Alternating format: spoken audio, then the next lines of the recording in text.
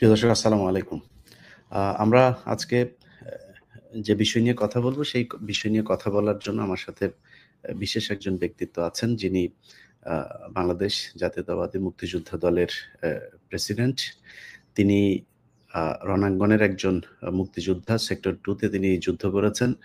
Crack প্লাটুনেরও একজন সদস্য ছিলেন তিনি। ঢাকাতে বীর দর্পে তিনি ৭১ এ মুক্তিযুদ্ধে অংশ নিয়েছিলেন, শহীদ পরিবারের সদস্য। এবং তিনার আরো অনেকগুলো পরিচয় আছে। আসলে আমরা এতগুলো পরিচয়ে যাচ্ছি না।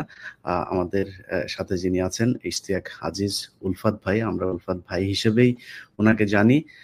উলফাত ভাই আপনাকে স্বাগত জানাচ্ছি। আ উলফাত ভাইয়ের আরো একটা আ আ পরিচয় আছে। তিনি হচ্ছেন আমাদের সবার প্রিয় বীর মুক্তিযোদ্ধা লেফটেন্যান্ট কর্নেল বীর শরীফুল ইসলাম ডালিম আ ভাই। উনার একজন অনুসারী, অত্যন্ত পছন্দের একজন মানুষ উনি।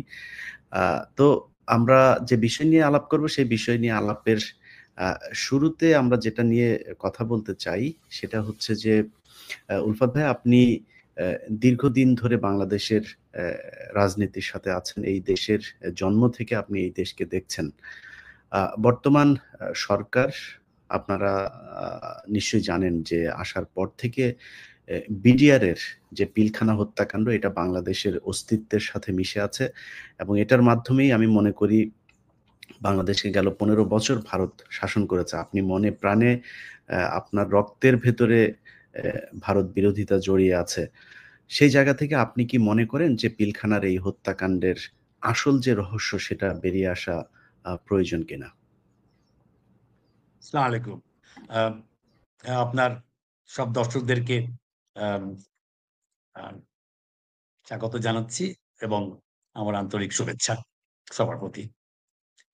আপনি যে প্রশ্নটা করেছেন, আ এটা অবশ্যই এটা অ্যাড্রেস করতে হবে। অ্যাড্রেস করতে হবে ভেরি সিরিয়াসলি। তার কারণ আমরা স্বাধীনতা অর্জন করেছিলাম কোট আনকোট ৭১ এর ১৬ই ডিসেম্বর।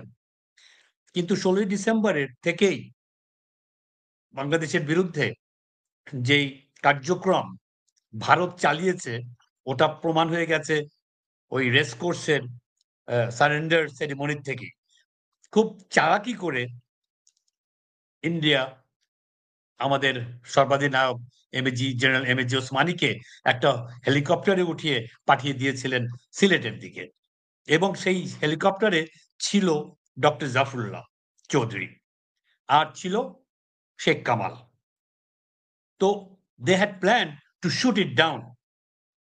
তো গুলি মেরেছিল